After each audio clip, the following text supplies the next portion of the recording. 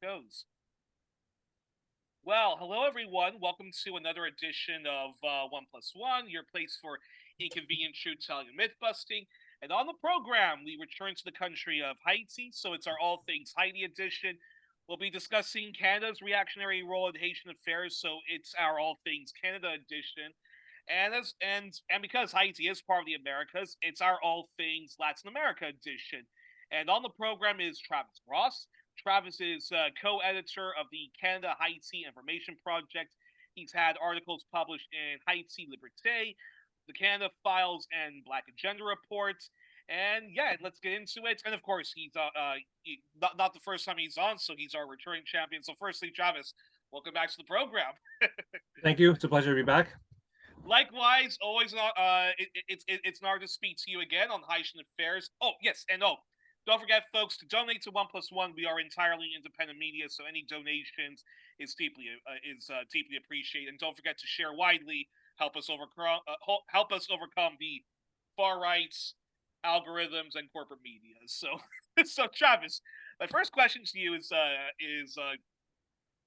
this: in recent news, the Donald Trump Elon Musk administration threw a huge bone to the libertarian faction of the Republican base, which has long been ignored when it comes to anti-imperialism. And libertarians, there is an anti-imperialist faction within that movement, and major cuts to USAID was announced, and the administration may even shut it down entirely, or certainly restructure it and merge it, with another part of the State Department or deep state.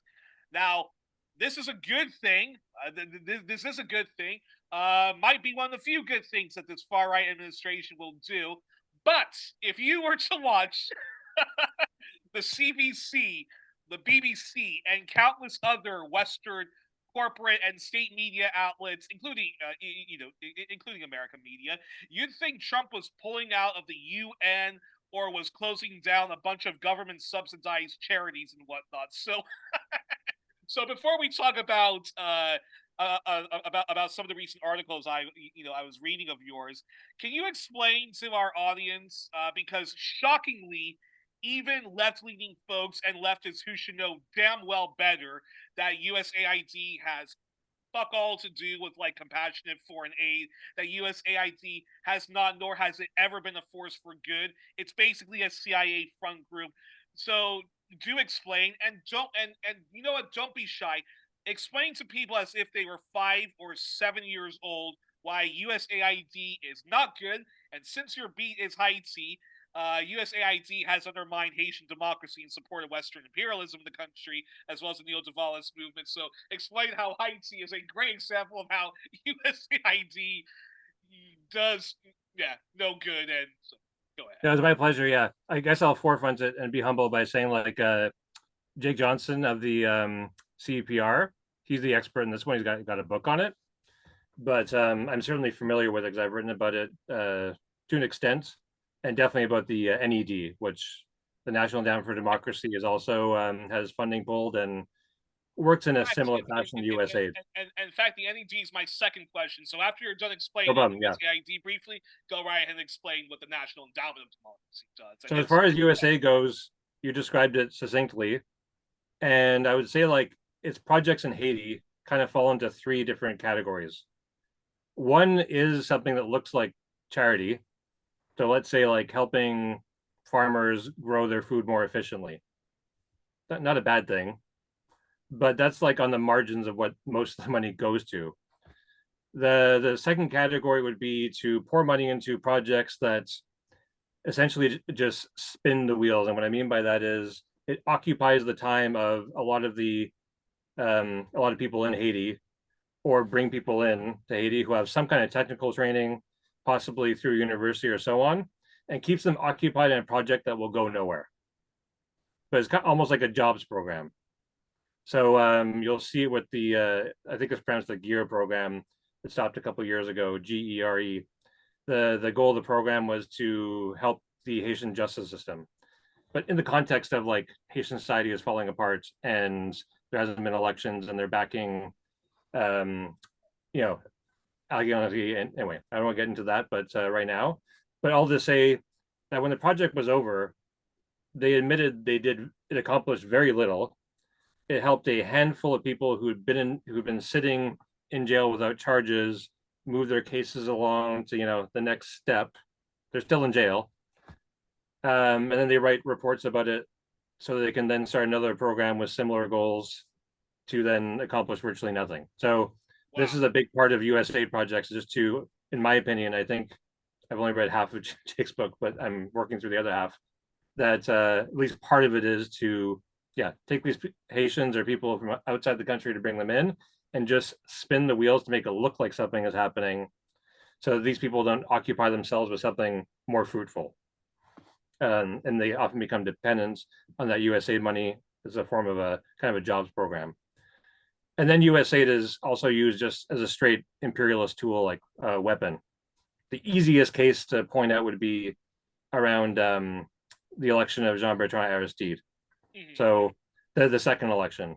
So he was couped in 2004, by the governments of the United States, France, and Canada. The meeting happened in Gatineau to start planning the coup.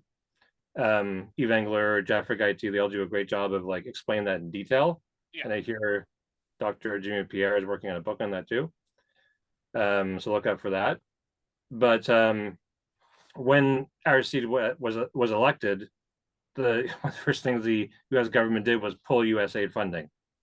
So they use it as tools in that sense of like understanding there's a certain function that it has in Haitian society in terms of, like I said, a jobs program, but occasionally actually working as a form of charity.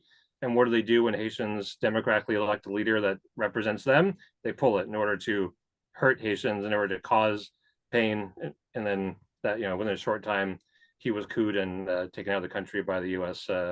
Marines and dropped into the Central African Republic. So USAID is also used to fund a whole host of organizations along. This is where it works kind of like similar to the NED. So those groups can then parrot back talking points that support American, Canadian core group policy in Haiti. Unbelievable. Yeah. Yes, and now you've done articles. Actually, wait. Before we talk about the NED, I just have to say I was I was actually shocked to find out through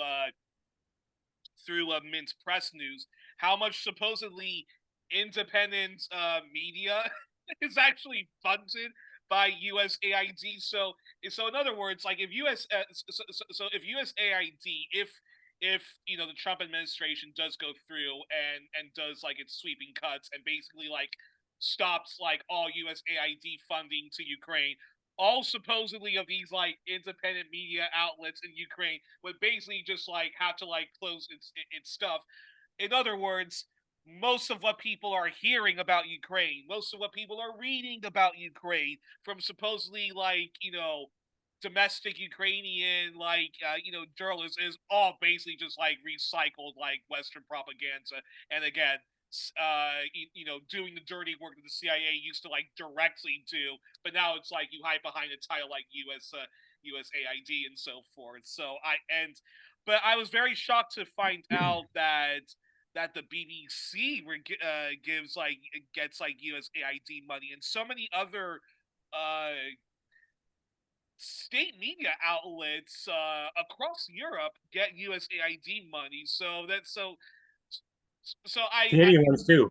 Canadian ones too. Yeah. They'll take money from Global Affairs Canada, but also simultaneously take money from USAID with similar goals in mind, right? To kind of like further the same narrative. Yeah. Unbelievable. And you've done articles before on the National Endowment of Democracy. Can you talk about their impact on Haitian affairs, their reactionary role in Haitian affairs, and how they operate as just another CIA front and pan-European imperialist army tool? Yeah, I'm not celebrating the Trump presidency, but we should celebrate the potential end to the National Endowment for Democracy. Exactly. So it was founded around the same time as a few other institutions. USIP is one of them, the United States Institute for Peace, the Alliance for Peace Building, and this is essentially just um, forming what they claim to be independent organizations to do the CIA's dirty work, and make it more public. Yeah, give it like a veneer of like legitimacy. So there's a famous quote that's been repeated over and over again. The founder or the co-founder of the NED said something to the effect of, "We do what the CIA did secretly, publicly now," something to that effect. I'm paraphrasing. Yeah. So the NED's role is basically to go in, fund, in their case, media and human rights would be the two main, sometimes labor and sometimes legal organizations, to um, to have these organizations repeat back the talking points they want them to repeat, and in some cases, it is sort of the spinning the wheels effect. But there's because I dug much deeper into the NED, there's like concrete examples of organizations who rely entirely on NED funding, who then turn around and reinforce that what American policy is for Haiti going forward is in fact the best policy for Haiti. My first article, it was primarily OCAP, and then we had Policité, who whose co-founder Emmanuel Dion, who's since left the organization, I think in part because of my reporting and so on. Nice. Who just would turn around and say, yes, the Global Fragility Act is great for Haiti, and I endorse it. The Global Fragility Act is like sort of the dominating American law and policy for Haiti right now. That is yet to be fully implemented, but nonetheless the main strategy governing policy in Haiti. OCAP did the same thing. The NED organized this huge conference. I wrote about it in the article. This is going back a few years now. They had the ex-deputy leader of MINUSTA. They had someone from a diaspora organization, and then a handful of organizations funded by the NED, to gather them all together, all to agree, Global Fragility Act, let's go ahead. So yeah, it's like the Americans paying for spokespeople to reinforce their policy, to, as they would, like the expression goes, to like put a black face on, in this case, a Haitian face on imperialist policies in Haiti. And but also very important to mention. Now I thought that USAID was created by Ronald Reagan, but it's actually a much older organization which was actually started by JFK, correct? Yeah, and I don't know the history that well. There's certainly some who would say like JFK had the intention of actually trying to provide aid, because I mean, I'm sure you're aware there's Which like a big debate over like, what JFK had planned before he was assassinated and where he was going. Um, I, and I I, don't want to get in I, that debate now, but yeah, I'm agnostic on it because yeah. he was assassinated, so who knows where he would have gone. But that was the intent. But yeah, certainly USAID became a weapon of yeah, U.S. imperialist policy as of Reagan. At the same time the NED was founded, USIP was founded, Alliance for Peace Building, all these different organizations that are just kind of one stage of developing and implementing American imperialist policy abroad. So And Alliance now for Peace Building, sorry, will help like kind of actually draft the policy, and then USIP will actually help in terms of like giving hints to politicians and to think tanks in terms of what they think the next step is for implementing said policy, and the NED will then fund organizations in said countries to recycle back that yes, these policies are great for our country. We should support them. and the National Endowment of Democracy. Now that was founded by Reagan, sometime during the administration, as a way because there were countless scandals involving the CIA. There was the church commissions. Many books, which were written by CIA whistleblowers. One of the first ones, Philip Gee, it's or Philip McGee or Philip Gee, you know, who was part of founding covert action. We're starting to blow the whistle on the CIA and all of the horrendous systemic human rights abuses, and just making imperialism and really exposing what the CIA was actually doing and so forth like that. And of course, with the Reagan administration, you had many scandals involving Latin American countries and the U.S. just like supporting all of these like fascistic governments and so forth. And then and the NED was basically created as a way to be like, okay, we have to scale back a little bit what the CIA is doing and like make it and like make it appear as if we are cutting back on like the evils that they're doing and so forth. But then again, like the National Endowment of Democracy is just basically like a front group to continue doing imperialism, but by other means, and just like showing like, oh no, we're not meddling in the affairs of of a country. We're really just building up like the civil society there and yada yada yada. Yeah, civil society. It's yeah, one of the slippery, most annoying terms they use. Yeah, the one thing to point out would be like the NED, while they do offer grants specifically to organizations, they went dark. It's been about 2 years now where they won't publish who they're giving grants to. Now, hopefully they're going to disappear. But there was a period of time where they stopped publishing information because when I wrote my first article, all I did was go into the website and the list was right there, and I had to do the research in terms of like figuring out what these groups were doing, but it was easily accessible. And that was the last year they did it. I'm not taking credit for that. That was largely, I think, the Gray Zone who who embarrassed the leader of the NED. Was it like about a year ago on a phone call? But they also fund other institutions. So there's the International Republic Institution and the National Democratic Institution, Yeah. IRI and NDI. And the IRI had a key role in funding groups who helped destabilize Haiti and spread propaganda about Aristide and Famille Lavalas leading up to the 2004 coup. They had a key role in that. So they were handing over money to, for example, the group of 184, which is kind of like a coalition of sorts of elite organizations, oligarchs mixed with like Haiti's kind of cultural and academic elite, who helped kind of spew out propaganda about Aristide and Famille Lavalas, and who then helped occupy several positions in the coup government after the 2004 coup. So it's not just funding human rights groups and sort of getting spokespeople to parrot your talking points. It's also direct intervention in that sense too. And I think actually that's a perfect segue into this question. And I think the last time you were on, though I did although I didn't get the chance to rewatch the last time you were on, I should have, but just didn't have the time. But you talked about how Canadian semi-NGOs devoted to feminism and helping out women in Haiti were used covertly and openly to undermine Haitian sovereignty, eradicating the left, or certainly weakening the left, and ironically supporting the very far-right movements in Haiti who are determined to weaken women's rights. So, yeah, can you talk about that and give some examples? No problem. The and then to give the nods where they belong, like I'm largely looking at the work that Eve Engler and many of the Haiti Solidarity activists at the time around the coup, 2004 coup, Anthony Fenton, there's a long list, we're doing, and then kind of tracking some of these same characters and updating that research and then expanding on it where there's room to expand on it. So that first article you were mentioning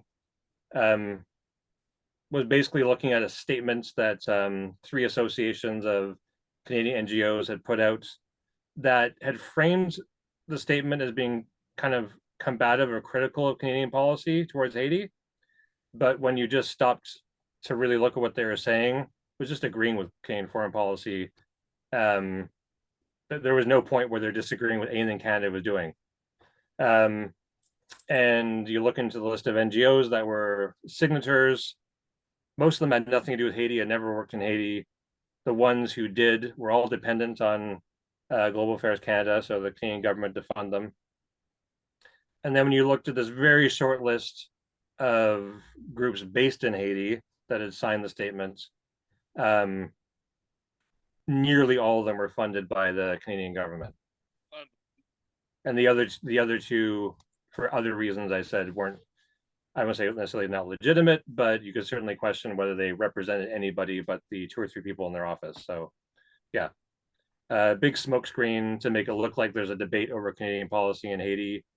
that the NGOs have something to say about them, and the term NGO should be questioned too, because most of these Exactly. so-called In fact, we should always be saying semi-NGOs, but yeah, they're dependent. They're dependent on global affairs to fund their projects, and like it was news to me. Also depend on USAID to a degree for some of these projects, but yeah, they essentially supported Canadian policy, which was to continue funding the police, the PNH in Haiti, to support the Transitional Presidential Council, which itself is illegitimate, has no grounding in the Haitian Constitution, isn't supported by the majority of the Haitian people in Haiti. Um, it's a concoction of Washington and its proxies and CARICOM, and just to continue supporting this and just move ahead with a little bit of like and tweak how you give charity and funding to groups in Haiti, but it was like a small detail.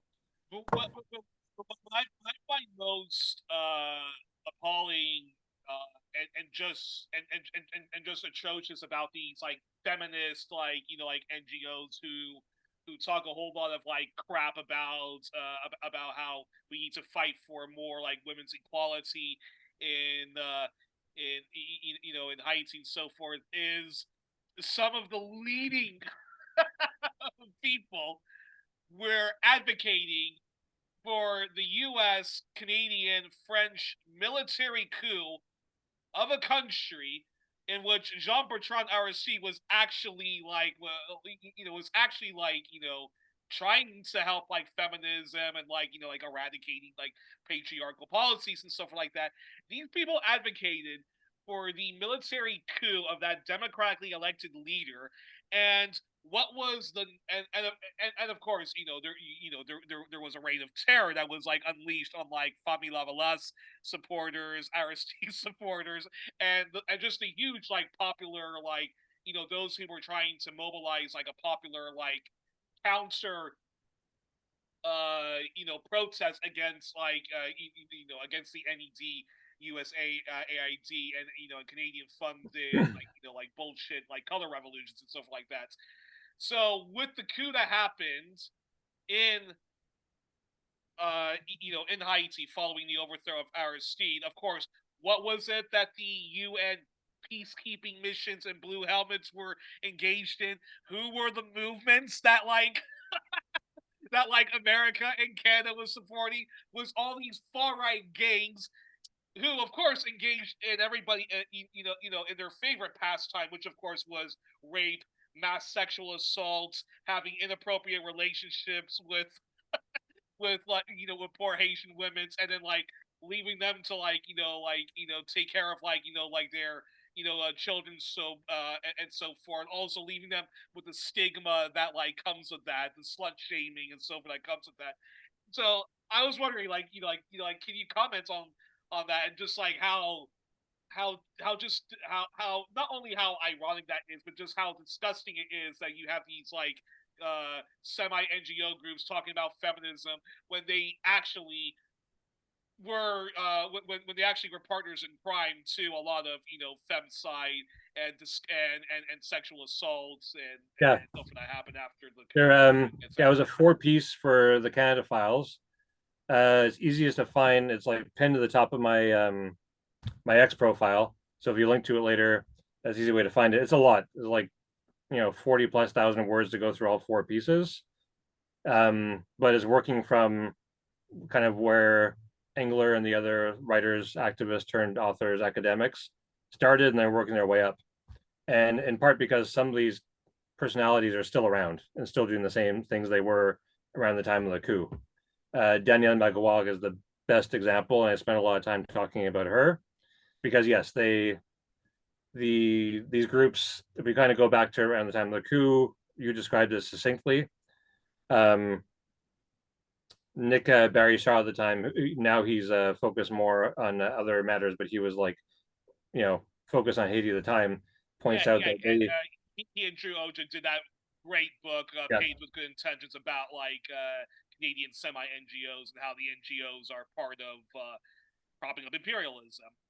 yeah, exactly. He makes a good argument that these kind of these feminists are also often coming out of like the academic sector themselves.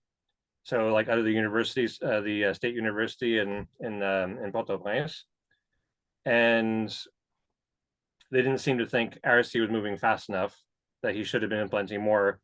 And this gets to a debate around Aristide and the fact that he was forced to implement neoliberal reforms following being couped in the 90s. And rather than consolidate support on the left around the government, the party started splintering. And that happened at the political level, where there were breakaway parties that took support away from Famille Lavallas, but it also happened in the academic and kind of elite cultural level. They stopped giving support to Aristide and Famille Lavallas and started being critical, and decided that, like, God knows how they came to this conclusion, but it would be better to side with the oligarchs and the American government, the same people who backed Duvalier and that like dictatorship. That'd be better to side with them against Famille Lavallas and to endorse a coup d'état than consolidate around the elected party that upwards of 90% of the population of the voting population voted for. Like stupendous support for Aristide, especially in the second election. The vast majorities of the population, who themselves are poor, backed Aristide, backed Famille Lavallas.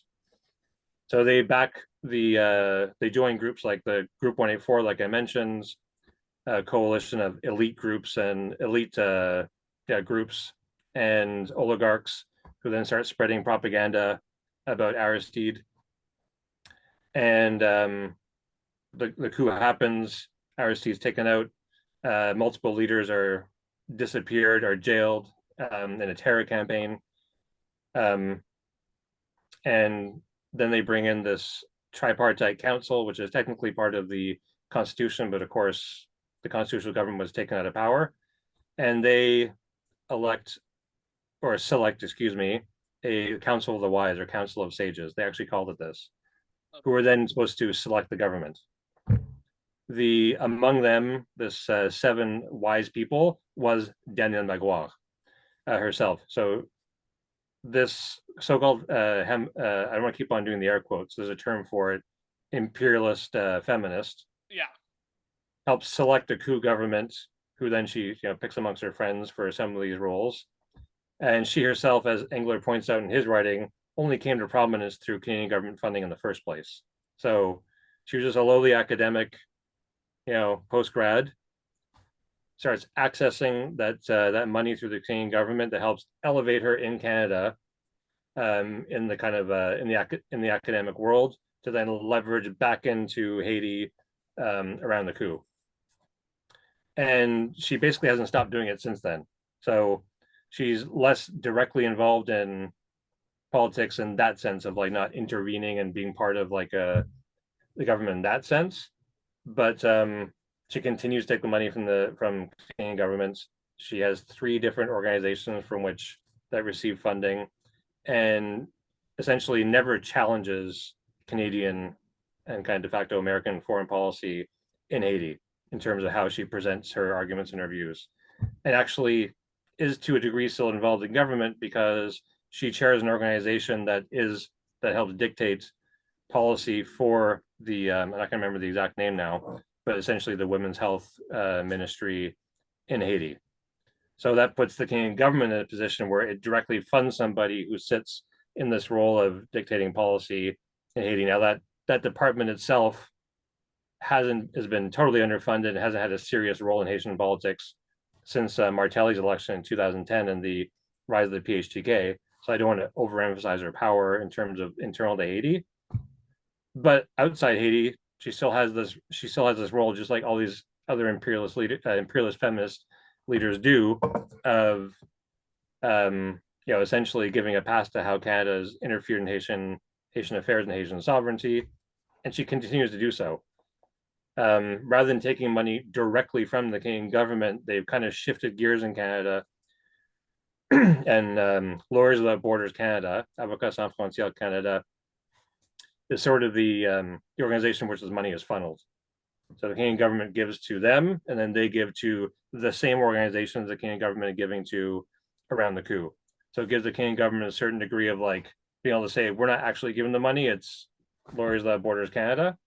And Lawyers Without Borders Canada, when I contacted them, said they had a policy, and I'm not going to recall what they called it, but essentially that, we don't get involved in that. We give them the money, we give them the training, and they do what they like with it. uh, Up, in your article when I was reading it today in preparation, I think one of the only things that the woman that she mentioned accomplished in terms of like advancing feminism was just having like some kind of like a gender like balance within like like the cabinet of like the Haitian puppets that like the bootlickers of like like Western imperialism in Haiti, and that was like the only thing that like she matched like accomplished was just like some kind of like a gender balanced cabinet government, correct?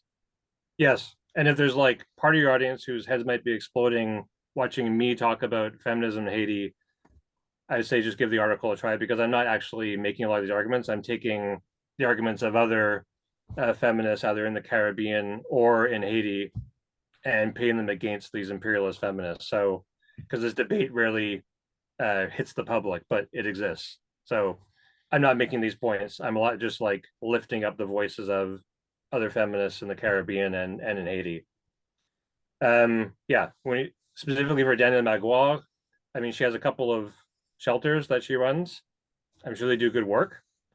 But one of these other feminists who are critical of these imperialist feminists, who I quote, Peggy Antrobus, would say that this is a dynamic in this imperialist feminist movement, that charity isn't a problem.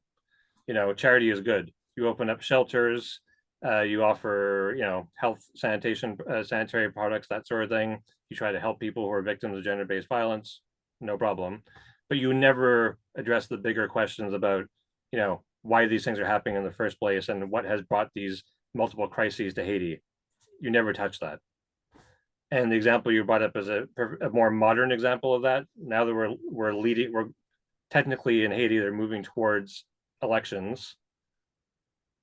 I think it's safe to say a majority of Haitians don't feel like the country is ready for elections, and there'll be more like selections that led to the meaning like elections with full interference from the United States and Canada, getting them the results that they want. That the imperialist feminist groups, for which now they're multiplying, their main priority was gender parity in government. In the interim government, that was their main priority. The Haitian Constitution says there has to be a minimum 1/3, which they actually met that threshold, but they were demanding 50%. So, of course, that sounds like that's a noble goal, but in the context of Haiti right now, it's arguable whether it's a relevant goal. And ironically, when I dug into the research to find out that only Nicaragua and Cuba, the two communist countries in Latin American Caribbean, are the only two countries to have achieved gender parity, spoke volumes in terms of like what you have to do to get there to be able to this kind of parity. Maybe it wasn't the number one priority. And the the imperialists and their proxies who now occupy the interim government, they kind of played the game. They did, they found a woman, because that was what the emphasis was, to run the ministry, but it was the wrong woman as far as the imperialists. And to be fair, she's associated with the PHTK. I don't think she has any interests in supporting the majority of women in Haiti. But neither do these imperialist feminists on the other side who are criticizing you chose the wrong person, because what you're supposed to do is come and ask our opinion, and we'll produce the candidate and you elect that person. So the irony in that is that when Aristide won his first election in the early 90s, that's exactly what he did. He went to the major feminist groups in Haiti and elected the director of SOFA, whose leader, Sabine Lamour, she was not elected as the head of the Ministry of Women's Affairs, but that's exactly what Aristide did.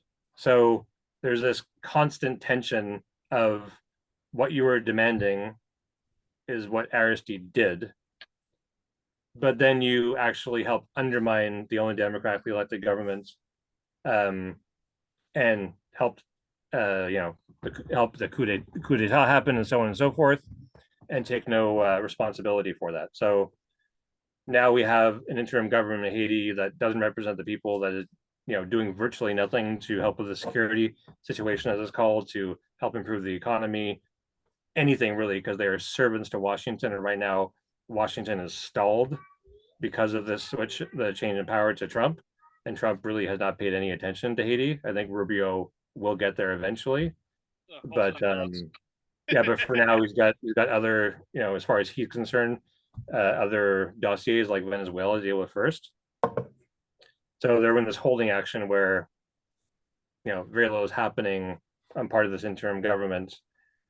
These imperialist feminists have legitimized this government by supporting it, and therefore, hold responsibility for the fact that it's there in the first place. Well, the millions of women who were murdered, raped, and whatnot following the 2004 coup and all the other evils that came out of that. Blood on the hands of those imperialist feminists, and folks should remind them of that. My second to last question is the following, which is, what is the current state of affairs because we have yet another criminal UN mission in Haiti that gives the Blue Helmets the right to shoot unruly people and people suspected or engaged in terrorism and armed violence, gang violence. This UN mission that has the Kenyan police force in a country they know little to nothing about and they don't speak the language of, about suppressing what the West and Haitian state deems troublesome gangs who are crippling Haitian everyday affairs. So can you talk to us about what's happening on the ground right now in Haiti, and what have they really been accomplishing on behalf of global Western imperialism? I mean, I'm one of the people that sounded the alarm about the MSS. There's different acronyms used, but the Multinational Security Support Mission to Haiti, that is not it's UN blessed, UN sanctioned, but is not a UN force. Yeah.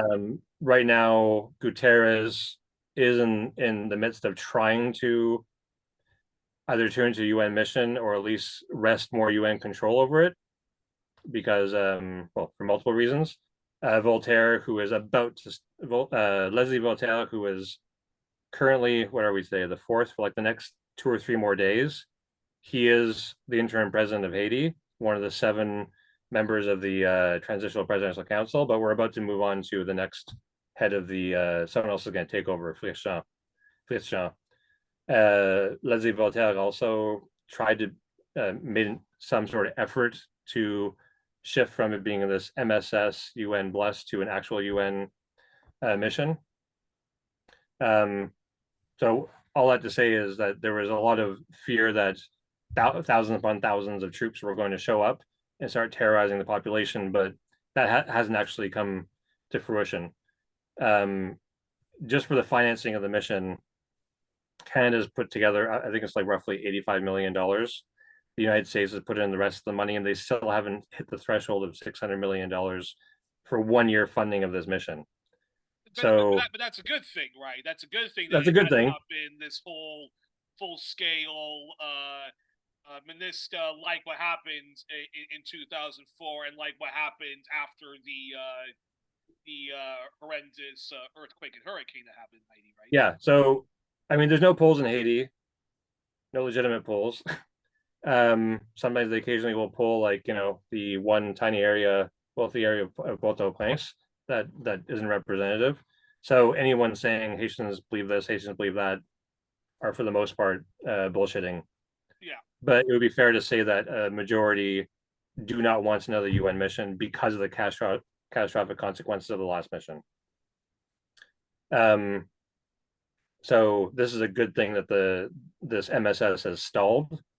That every once in a while there'd be like Ecuador just sent in 150 police officers. Canada Caribbean nations are always in the midst of training, and maybe we're going to send somebody. But the mission itself has faltered. There was one soldier, I believe, who was killed in an operation in the past couple of weeks. But for the most part, they stay away from fighting the like quote unquote gangs. So they'll protect infrastructure. Sometimes they'll liaise with the police, but they made very little difference in terms of the security situation or anything in Haiti. They're just there collecting paychecks. These Kenyan or otherwise police officers understandably don't want to put themselves in a line of fire. For the most part, they're there because they're offered more money than their paycheck offered them back in their home country. And like you said, they have linguistically, there's a divide. The vast majority of the people are dealing with are speaking Creole. They're mostly coming from countries where the people speak English, and whether it's their first or second language is definitely not Creole. It wouldn't matter if they're trained in French. And there's an article way back. It was like buried, but Kenya makes up the majority of this force, or Kenyan police officers. And one of the standards for being able to apply in order to go to Haiti was that you couldn't have more than, I think it was three convictions, maybe it was two, doesn't matter. The point is, like, the standard was rock bottom.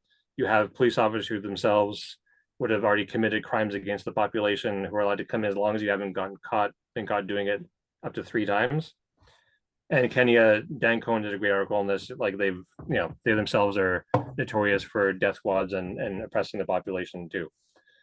So it's a good thing they haven't moved in. As for the situation right now, I mean, just answering that question, like, you'll have like several different views. My view is that right now you couldn't point to a single person who has any popularity with the population, definitely not a majority.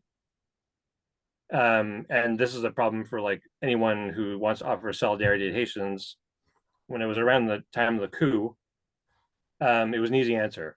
There was a wildly popular democratically elected party with a wildly popular leader. Arguably, the leader was more popular than the party.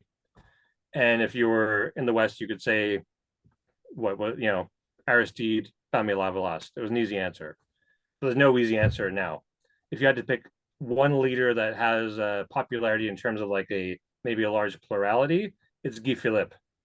And that's hugely problematic because Guy Philippe is one of the main paramilitary leaders that led the coup against Aristide. Oh wow, exactly. Yeah. So, and I'm not certainly not endorsing him. People should be not just skeptical, but afraid that he has actually a chance of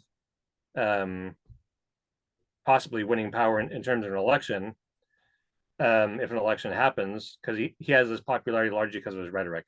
He says what people want to hear. And whether the population is too young to be aware of his crimes, Haiti has a very young population, or just don't care because they accept the fact that he's actually apologized for whatever his apology is worth. So this is its own problem that's hard. There's no, other than Guy Philippe, who he's done nothing. He just talks and says the right things sometimes. It's hard to point to anybody else. And this includes, unfortunately, Famille Lavalas. So my last piece was looking at this. One of the things I've been doing is kind of tracking this enlightened bourgeoisie, or the patrie poche bourgeoisie, for which these characters like Daniel Magloire are a part of. This just basically means the liberal elite, as opposed to the PHTK. These are the two main groups vying for power. And it looked for a while like under the banner of the Montana Accord that they may actually gain power. There was a period of time where the Montana Accord, led by Daniel Magloire, another imperialist feminist, it looked like Washington was going to shift power away from the PHTK and then interim PM Ariel Henry towards the Montana Accord. But they never did. They just stuck to the PHTK, which Brian Cannon described as like a cabal of gangsters. Yeah. It's probably still the best way to describe them. And it never happened. It actually seems to have happened now. You have 7 members of this transitional presidential council, voting members. There's 2 non-voting, and they're kind of irrelevant. And among those 7, you could say 4 of them are either PHTK or PHTK adjacent. 3 of those were caught up in a scandal within a short period of time. They tried to bribe the head of a bank. They were immediately called out. They fired the bank manager instead of them because there's no formal process for removing a member of this transitional presidential council (TPC), in part because it's illegitimate, so they don't have a constitution to fall back on and say this is what you do when there's a scandal.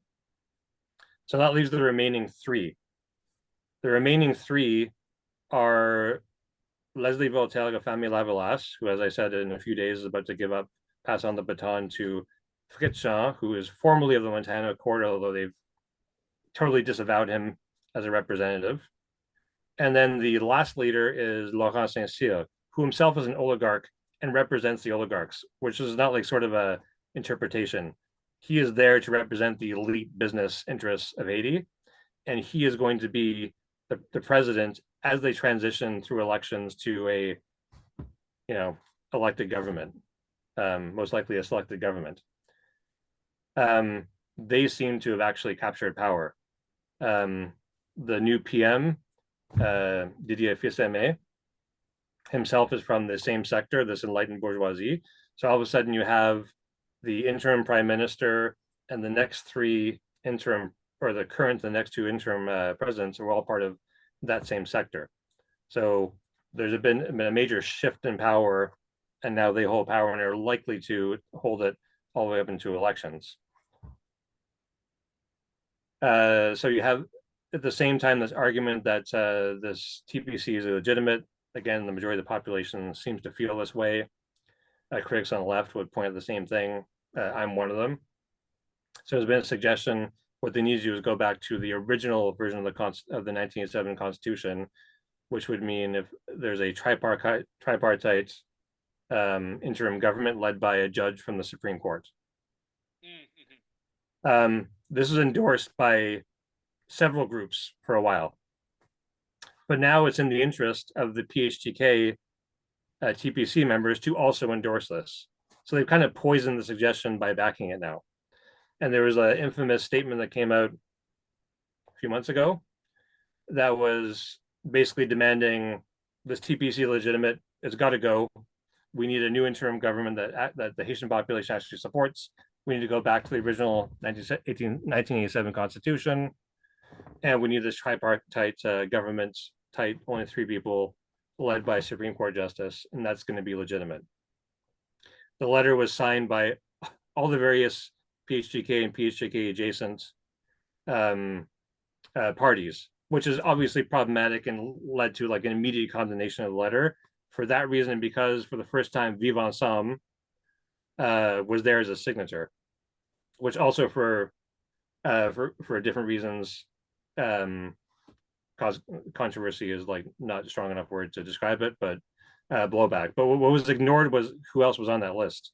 There were civil society organizations that themselves had backed this idea for a while, who were included there, and including the Ouamint National Congress. Ouamint is, I'm probably not pronouncing it properly, I'm sorry, but it's one of the cities kind of near the DR Haitian border. And they're a legit civil society group. They do represent a significant number of people. And also significantly on that list was Jean-Bertrand Joseph, who is the ex-leader of BSAP. I don't know how much more time you have because it takes a little time to break this down.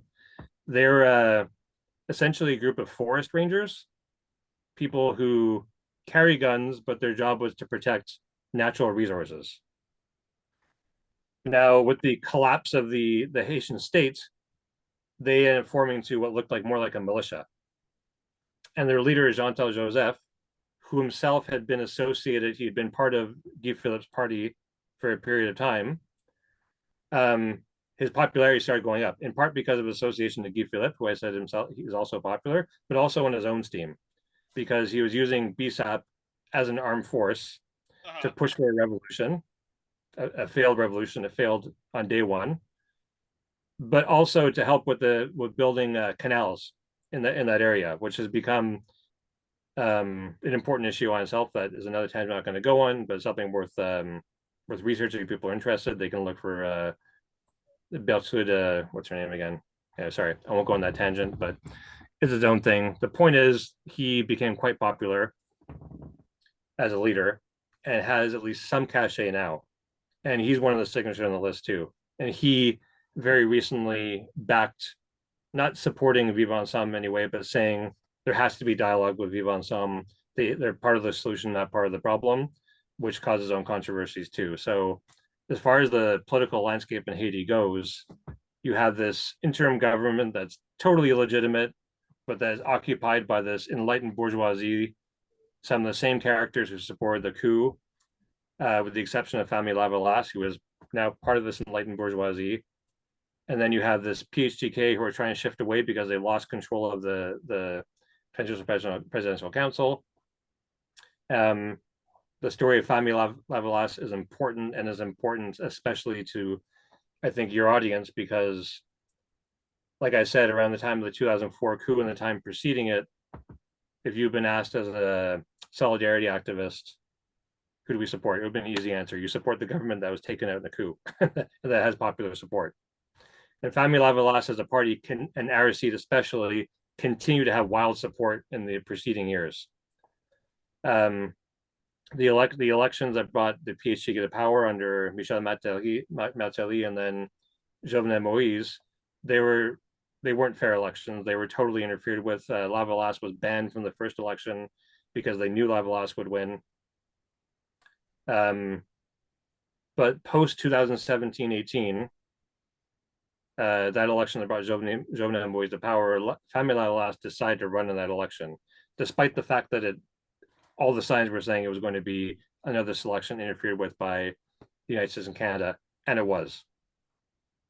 Even with the roughly 20% of the population that voted, Famille Lavalas fell below one of the splinter parties, Petit Desalegn. Splinter parties is in left Famille Lavalas to form another one, led by Moïse Jean-Charles. The handful of deputy MPs who were elected on the Famille Lavalas banner, we could certainly say, are not of the same quality of the previous generation. Yeah. They themselves were politically inept. Some of them were tied to, we can call them gangs at the time, now we would say armed groups, but criminal gangs. And started to break away from the Famille executive, and basically had a public war with them, a war of words. So you had these deputy elected MPs led by someone who wasn't elected. The name is escaping me now, but it's going to come to me in a moment. Who were in one public spat with the Famille Lavalas executive, one after another. They joined forces with Michel André and Nena Kassi, who formed the SDP, who would very quickly evolve to become supporters of the PHTK. And what you have now is a Famille Lavalas executive made up of 4 individuals. They're all members of the bourgeoisie. One of them, his brother, is a brother to an oligarch, who, if there's any evidence that they have any popular support, I need someone to present it to me. So there's one party called the EDE, PHTK adjacent, terrible party, not legitimate. I'm not supporting them, but they just had a demonstration and 1,000 people showed up for them. I haven't seen anything like that from Famille Lavalas in like 5 years. Right. So unfortunately, the consequences of the coup and the oppressive measures for years afterwards were successful. A lot of these leaders were themselves. Yeah, they were assassinated. They were taken out. They themselves changed allegiances. So you're left with some people on the left in North America who still have an allegiance to a party that doesn't really exist anymore, who are subscribing to a narrative that definitely applied, 10 or more years ago, but no longer applies now. And where do you go from here? Like I said, I don't think there is a political party you could say they're the vanguard for democracy, or they're the group that has the support of a plurality or a majority of the Haitian people. The various crises in Haiti and the very deliberate attempt on by the imperialists to just shatter the state, disembowel it, has had these effects now that Port-au-Prince's chaos with Vivre Ensemble largely there and just in the outskirts of the capital. And then you have the regions well outside of Port-au-Prince who are just doing their best to survive and basically run themselves autonomously. Wow. And that's actually, yeah. I mean, that's very tragic. What what you've just described, and it's and I think I think you more or less answered most of what was actually my last question. But let me just read it out loud again, and if you want to add anything more, please do. Which was, each time there has been a U.S., Canadian, French-led international intervention in Haiti, it's always when the left has been in power or when the Western-backed puppet is facing popular mass mobilization against their unpopular rule and policies, not sponsored by the USAID, the NEDC, and the EU. Or it's when the Haitian dodgy oligarch and plutocrats are in some kind of mafia-like war with one another. Each time this has happened, or it's sometimes it's actually even all of the above, the main goal is always to suppress the left or eradicate the left in Haiti. So given that, and you, in fact, you mentioned that still the most popularly democratically elected president in Haiti's history, certainly one of them, was Jean-Bertrand Aristide of of Famila Lavalas, twice faced extreme suppression to the point of politicide. I mean, I mean, my question was, what is the state of the left in Haiti? You already kind of just described it, and you've already talked to us about how sadly Fanmi Lavalas has been pivoting to the right. But then talk to us about this then as we close. Now, is it just leading members of the party itself that have been pivoting to the right, or is this the same with the leftist expat community in Haiti? And I'm curious what dynamics or divisions, if there is any, that has been developing between the left base, those I know you've had your disagreements over Jimmy BBQ. We're not going to get into that, but I know with Jean Sanville and Jenny Laura Soli, they're definitely part of the left, still left movement, a left expat movement in Haiti. So is there a division that's going on between those folks and the right wing leadership that has been developing between the FAMI? And yeah, I'm curious your response on that, and even what's happening even on the ground between the left and the leadership of FAMI Lalabas. Yeah, I mean, as far as what's happening on the ground in Haiti, I would say I don't know. Like it's so dynamic right now that it depends how you define the left. As far as you mean like a working class movement, then I don't think there is a one that's consolidated around one group or party or organization right now. And then like there's a tricky kind of language aspect of this, which is like there's Famille Lavalas FL, who are a political party, Yeah. and themselves their executive is made up of 4 members. And I'm arguing that they're disconnected from the population and themselves are politically inept. So not necessarily corrupt, but have sided with this imperialist TPC and now are caught in it and don't have any popular support. Lavalas, without the family in front, essentially just means grassroots democratic movement. I'm sure that's there, and meaning people who want democracy and are trying to form a movement. But Port-au-Prince itself is so highly segmented and broken up, and then divided from the areas outside that seem difficult to form a movement. And whereas like I don't I'll avoid what you want me to avoid. Yeah. Yeah, having been like at least on X, which like is worth mentioning, like as far as social media platforms, Haitians, speaking generally, are on like TikTok and WhatsApp. X/Twitter isn't representative in that sense. Um, it's more of like some members of the diaspora, some Haitians, but they tend to head towards TikTok and WhatsApp. That like you can't not talk about Vive Ensemble to understand what's happening on the ground. And some of my work went in because I focused so much on the NED and the various mechanisms for manipulating the public's perception.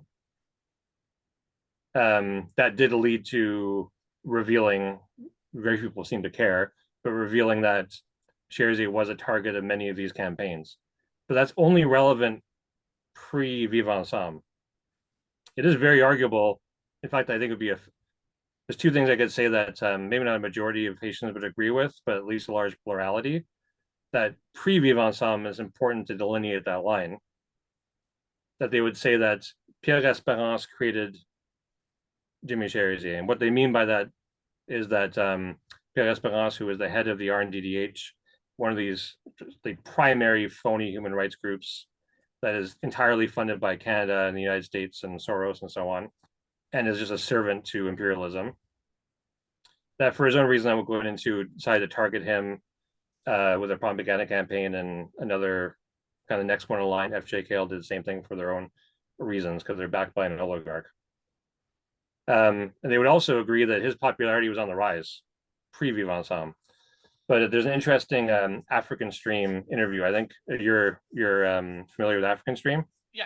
They do great work, and censored though, so I'll have to go on my Instagram one of these days to check them out. Yeah, they interviewed Sherzy post Vive Ensemble. So just for audience to understand, he had a small coalition called the G9, which some would just say are a bunch of gangsters. I think it's like, again, there's a plurality of Haitians that agree. I think the evidence backs up the suggestion that they weren't, but then formed a coalition with definite gangsters and armed groups, criminal armed groups.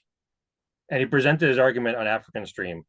And what's of interest is, first of all, African Stream chose to give him a platform and in the sense of being able to have a conversation. I would say the conversation was even-handed in the sense it wasn't endorsing him. It was there was pushback, but also wasn't just trying to attack him and not let him speak and talk over him.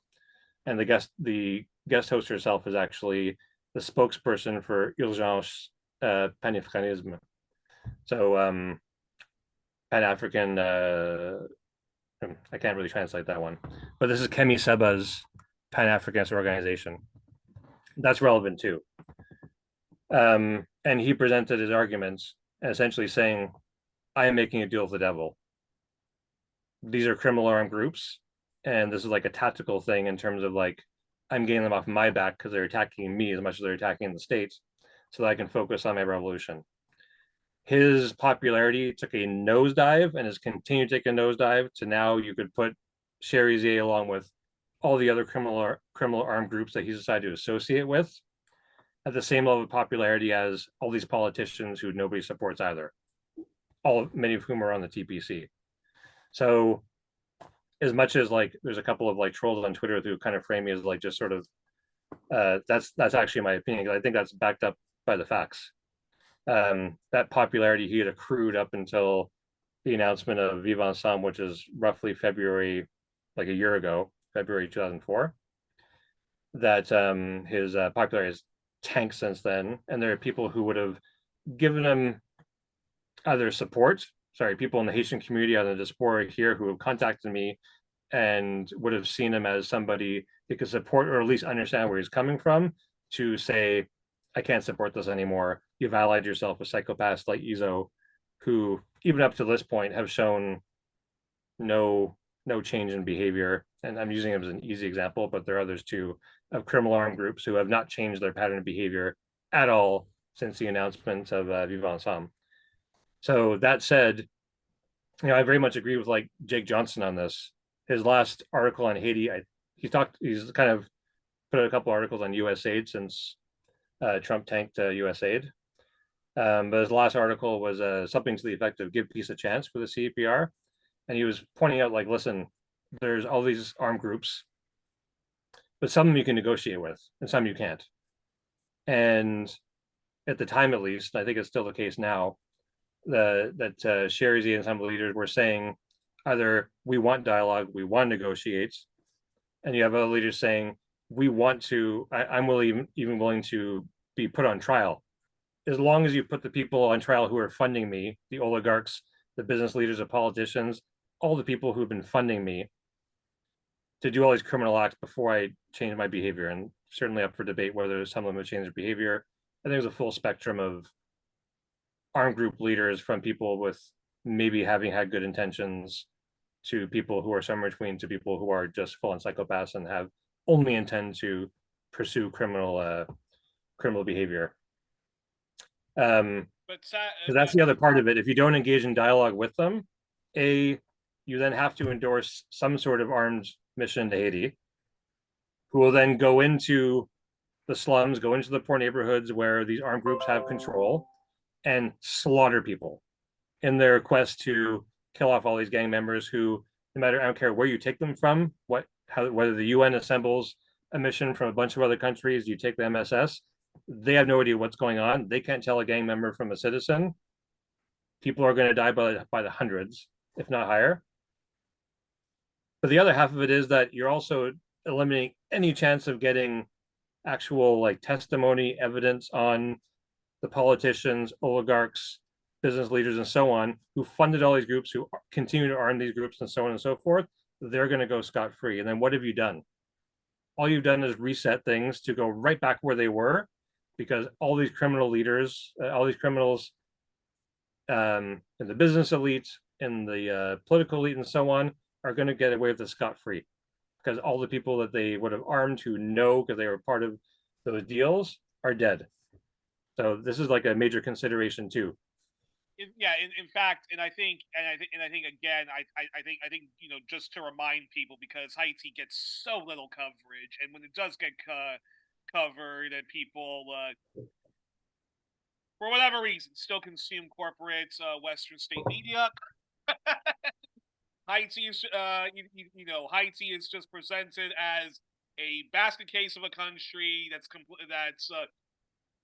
in a constant state of anarchy, like Somalia, and that's why you have all of these amoral, degenerate gangs who are just slaughtering one another, so the UN has to come and put things to rights, and they always leave out how Western imperialism is actually the reason for all of this, just like in Somalia. But I think it's very important also to explain to the audience about the gang violence, is that it's not even really, like some kind of Crip type of gang versus a Blood type of gang, or some kind of like a or some kind of what's that it's not like the Camorra versus like the Cosa Nostra, like in Italy. It's not that.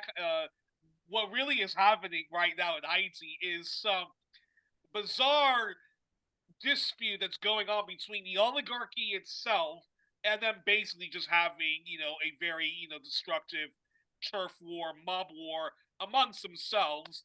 And of course the imperialists, who control all of them, don't know how to don't know what to do about this. That's why they're sending in the UN mission to basically just like eradicate everyone, and then go like, okay, guys, stop your bullshit now.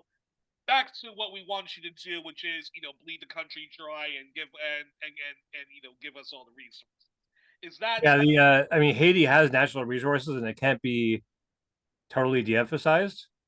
But there's a narrative around that is a source of iridium. That's not the case. That was kind of like that was dismantled. Like the imperialist interest in Haiti is largely geostrategic. It's right beside Cuba. Is not far away from the United States, and the last thing they want is a nationalist government, especially a left-leaning one, taking over in Haiti. So they're more than happy to just leave it to its chaos for the moment that they've created. And why, why isn't the left paying more attention? I wish they would. I think there's just like, there really isn't a very long list of people on the left who are doing the kind of work you're doing, like running a podcast, doing what the Gray Zone is doing like look at Eve. Eve has got to cover so many topics on his show. He's got to pay attention to so many dossiers because there's so few people who are doing this kind of work, right? And when you look at the kind of the hotspots, when you have like Ukraine, there's the risk of like nuclear Armageddon. When you have like China, Taiwan, you have the risk of nuclear Armageddon. And that's one key difference when it comes to Haiti is like, that's not a factor. We're not going to have like a World War III over Haiti. So that takes the like small amount of resources that kind of leftist journalists and podcasters have and time, and they're going to put it there. So I'm understanding in a sense. And I also can say, like, from my perspective, like, there's no, I don't have a way to put it other than this, there's no money in covering Haiti. So like, I'm a full-time teacher. I do all this research on the side and I'm not paid for it. And I can point to lots of other people who do the same thing, who either their income comes from somewhere else or they rely on a very meager income for the work they do. Yeah. Like kind of income that most people wouldn't accept as an income because they're dedicated activist journalists. You have those are the two cases. So you can count on kind of one hand how many people in the English speaking world are doing investigative journalism on Haiti. And those are some of the main factors, I think. Yeah, and actually, one last thing, just before we close, though, because I just want to get like a bit more of a clear answer on this. So is it just safe? So is it just safe to say that, uh, and so is it safe to say that basically the left is just very weak in Haiti? It's not that the left does not exist in Haiti. It's just after that criminal 2004 coup, the left is just very very weak in Haiti. One assault after another, after another, after another. That it's very, I mean, you already described that. Port-au-Prince, people focus way too much on what's going on in Port-au-Prince in itself, which is in a kind of like, which is in the middle of this stupid oligarchic turf war that's going on, and then the rest of Haiti, it's it's people just trying to get by the best way they can with so little, given that like the state has been broken. Thank you very much, Western world, for all you do. Bringing civilization, democracy to Haiti and the rest of humanity, and that just like right now, like in Haiti, and then just like right now, if you talk about what was Famille Lavalas, yeah, it's simply it's not the party that like it once was. Jean-Bertrand Aristide, I think himself, even though like many people would love him to come back in politics, I think has pretty much said like, been there, done that. Sorry, guys, I don't want to get cooed again and go through all of the grief that I went through, doing that.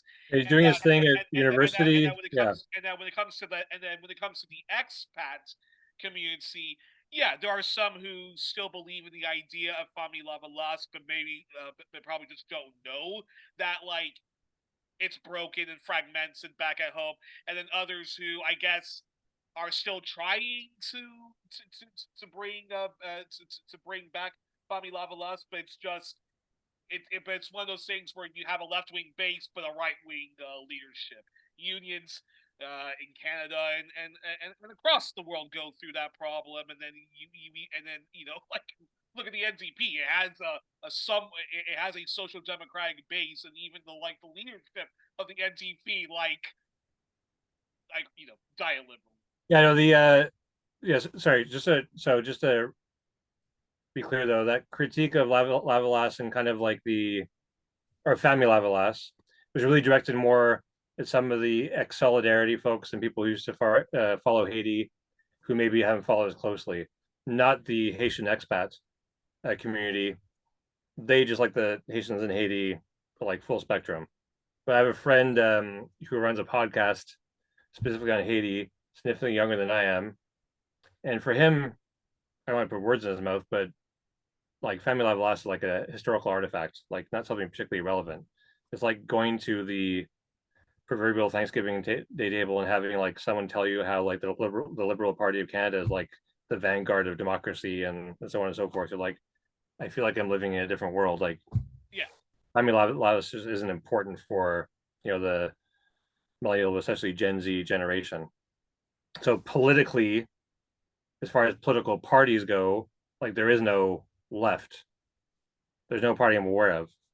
Now, what's happening on the ground in different parts of Haiti and what's growing, I have no idea. I'm not sure anyone commenting on Haiti in this world does either, because it's so fluid and dynamic. Each region has like its own, like the way you described it, trying to survive in its own unique way. Um, and like what political movements are growing there, I don't know. I would just say that some of these groups, like the UMA National Congress, are worth looking at in terms of like how they're understanding where Haiti is and where Haiti is going. Jean-Tal Joseph is another person to keep on watching. It's really impossible to measure his popularity now. It was on, like I said, it was on the rise in the past. I think since he, in all intents and purposes, back to Vivant Sam, it's arguable his popularity has gone down.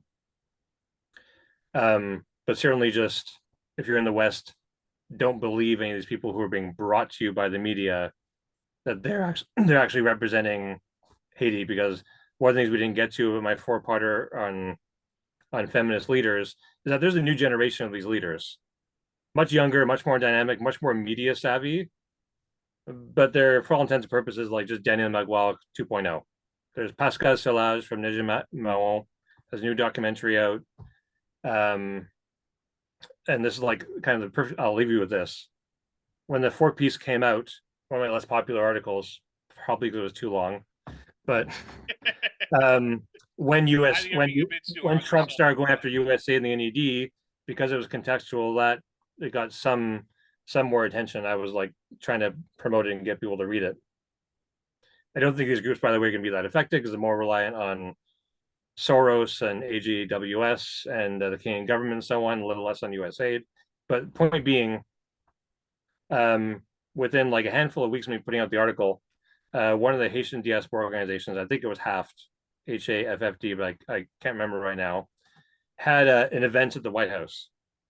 And one of the main speakers was Gerlin Joseph, who is the leader of the Haitian Bridge Alliance, who I had a lot of respect for a while, because they seem to be doing good work on advocacy as far as like humane treatment of Haitians who are trying to get into the United States and then not be deported back to Haiti. Turns out funding eventually shifted to Soros, to the Focal and so on.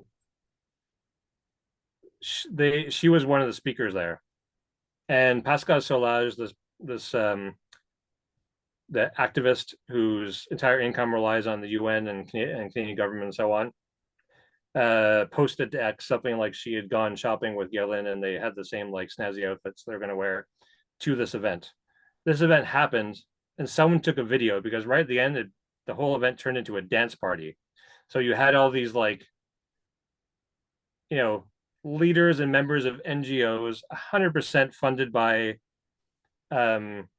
these imperialist governments or adjacent private foundations like OSF, having a dance party in the White House as Haiti is just sliding further and further into crisis.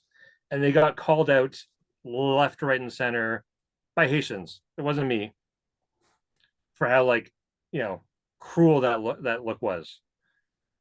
They I don't think it had anything to do with that. Solage eventually puts out a statement saying she doesn't support American policy. It was, pretty gentle. You could be much more critical, but she at least was saying, I don't support what the Americans are doing in Haiti, which was kind of the perfect encapsulation of what I'm getting at. Because as I told you, USA doesn't actually fund her organization, so there was no threat to her funding.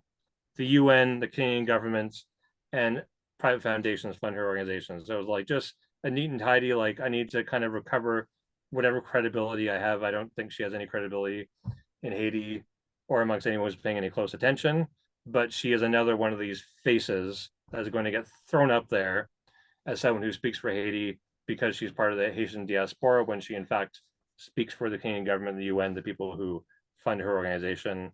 Gailin Joseph and the Haiti Bridge Alliance apparently are quite similar, and there's a lot of these faces. So if your audience doesn't want to read and understand 40,000 words between the 4 parts, they can skip to part 4, because that's getting to what's happening right now in Haiti, and some of the names and faces they should be paying attention to, who are likely gonna, next time Haiti is more important to a media narrative, they're the kind of people who are going to be thrust into the media limelight and be asked to speak on behalf of Haitians. Well, here's hoping that a new tide of left wing Haitians, both in the diaspora and on the ground, rise above to the challenge, because wow, crazy. That's just the crazy. Yeah, they're there. We just haven't heard their names yet. They probably only speak Creole. They have no means to get their message out because of all the money our government and other organizations pour into the country to mute them. That's one of the points I made in the article. They're there, but you probably have to speak Creole or have somebody who speaks Creole who's like trying to help you find them. And they're probably at the grassroots level right now, like kind of have something locally, but haven't grown to something that's like bigger, across Haiti or across a very important point. Spot on. No. In fact, spot on. I'm very glad you mentioned that. So actually, yeah. So thanks for mentioning that. Well, we are joined on this edition of 1+1 with Travis Ross, co-editor of the Canada-Haiti Information Project and contributor to Haiti Liberte, the Canada Files and Black Agenda Report. Travis, I'll make sure to link the necessary articles and additional important links in the pinned comment section on YouTube. Thanks for all the work you do in uncovering. And again, here's hoping once more that the Haitian people, with their revolutionary left and Africanist spirit, will triumph over the multiple imperialist actors that are continuously exploiting them and keeping them brutally subjugated.